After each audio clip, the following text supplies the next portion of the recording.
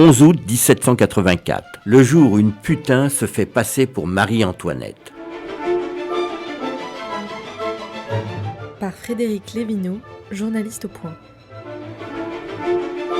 L'affaire du collier de la reine fait partie des plus délicieuses escroqueries de l'histoire de France. Elle met en scène la reine Marie-Antoinette, le cardinal de Rohan et 3 escrocs, la fausse comtesse de La Motte, son époux et son amant. Tout commence quand la fausse comtesse séduit le cardinal pour en soutirer le maximum d'argent sous différents prétextes. Mais cela ne suffit pas aux 3 escrocs qui ont alors une idée de génie. Faire croire au cardinal de Rohan que Madame de La Motte peut le réconcilier avec Marie-Antoinette dont elle est une intime. Pour cela, il doit servir d'intermédiaire dans l'achat d'un somptueux collier composé de 540 diamants que la reine ne peut pas s'offrir par peur de choquer le peuple. Le malheureux accepte donc de servir d'intermédiaire, mais à condition de rencontrer la reine.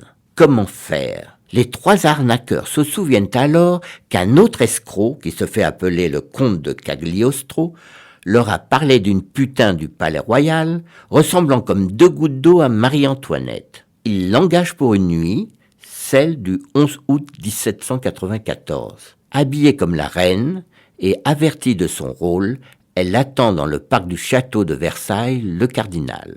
Conduit par la comtesse de La Motte, le voilà bientôt tremblant de désir. Sous un maigre rayon de lune, il aperçoit une jeune femme revêtue d'une magnifique robe de mousseline à pois. Elle cache timidement son visage derrière une gaze légère comme la brume du matin. L'illusion est parfaite, c'est la reine. La catin adresse quelques paroles aimables au pauvre cardinal, le remercie pour son aide dans l'achat du collier, avant de s'enfuir dans la brume. Entièrement convaincu par sa vision, le naïf Rohan se rend chez le joaillier qui lui confie le collier en échange de 4 reconnaissances de dette.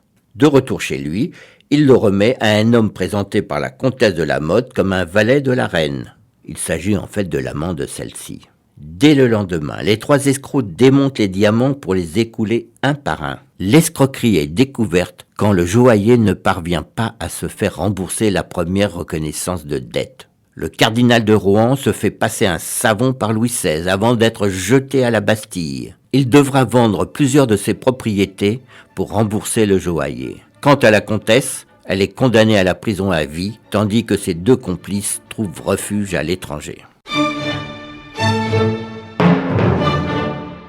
Une série réalisée par Megan Kieki.